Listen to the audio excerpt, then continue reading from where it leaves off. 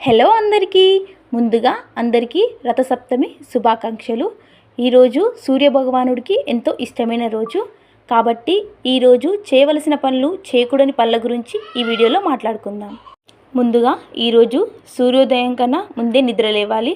లేచి జిల్లేడు ఆకులతో తలస్నానం చేసుకోవాలి. చేసుకున్న తర్వాత సూర్యభగవానుడికి ఎర్రటి పూలతో అర్చన చేయాలి. చేసిన తర్వాత ఆయనకి పొంగలి నైవేద్యంగా పెట్టాలి.